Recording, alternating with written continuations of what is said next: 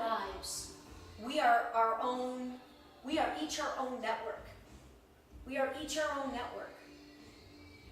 Even people who come from, very small families or have no family, you're still a network. Every one of us is part of the network. I mean, there are, I am sure, increasing numbers of people that are going off the grid, who don't have a regular job or are employed by somebody else, or may not have any family, may choose not to have any friends. I mean, there are those people, I'm certain, in our world, in our Earth, 7 billion plus on this Earth, but you're not going to find most of those. At least many of us exist in at least one network, and more commonly and more often we are part of, gosh, I mean, you can really sort of an infinite number of groups.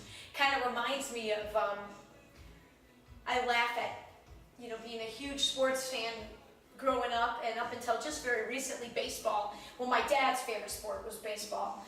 And I, up until, about 1985, I mean, the first thing I would do at breakfast every day was read the sports section. And at that time, I was absolutely obsessed with the world champion 1984 Tigers. I mean, completely in love with Tram and Lou because of their baseball capabilities, and Lance Parrish for the additional part that I just thought he was like the cutest guy in the world. He was one of my very first crushes that I remember, was on Lance Parrish.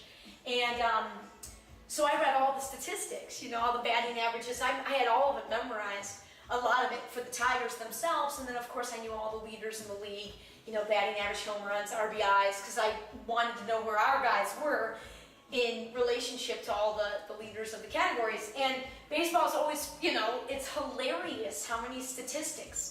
What's this guy's batting average who's a switch hitter or batting left-handed against a right-handed pitcher who comes into relief after the 8th inning on a Friday night game on AstroTurf in a stadium with no lights? I mean, they're just crazy, crazy combinations of statistics. For baseball, it seems more than any other sport. And so you can get that kind of crazy when you're talking about all the different networks, and all the different groups of which you could technically identify yourself with. And so, in the sharing of this story, my story, which I'm also trying to begin to bring the energy of the fact that I believe that my story is our story. That's part of the reason why I know I'm being drawn to share it. But that's going to be such a hard sell. So it's going to be a hard sell to most people that have known me up until this point, to believe that I want to share the story for any other reason than to hear myself talk. I'll never be able to convince or prove that.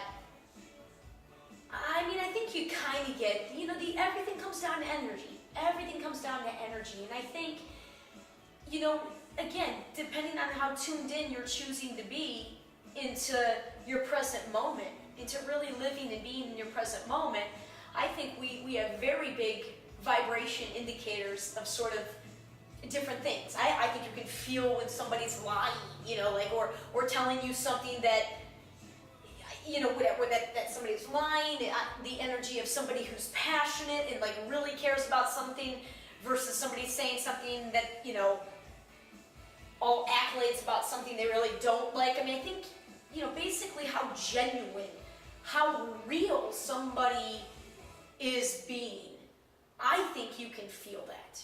And again, I would argue increasingly so because of the energetic shift that's going on in our world at large.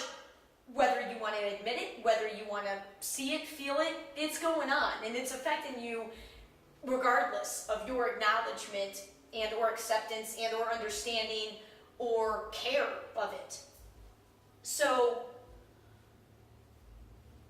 I I did not realize in all my self-analysis, my entire life, I've been pretty much my own worst critic, my own coach. I mean, like, nobody has pushed me hard. Nobody can push me harder than me. And I've been pushing and fighting.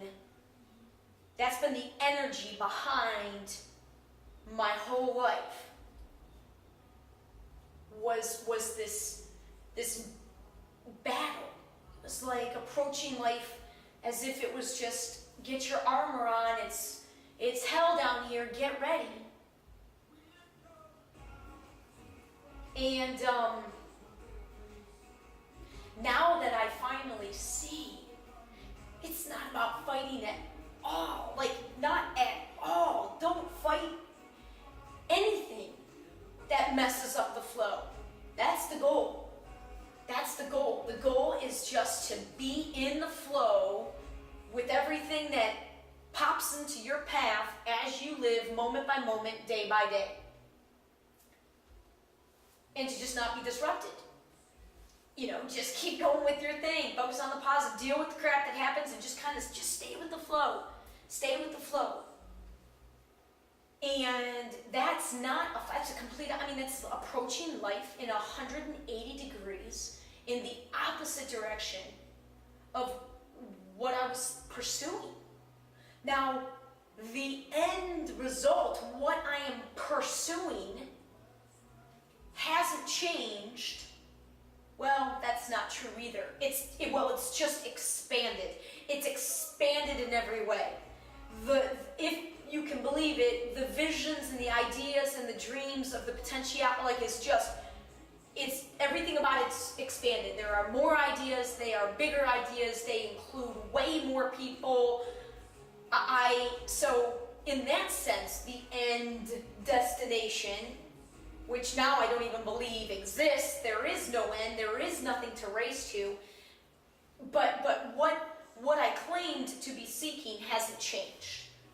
And when I went home to Michigan 3 years ago, at the absolute, what had become the low point of my life,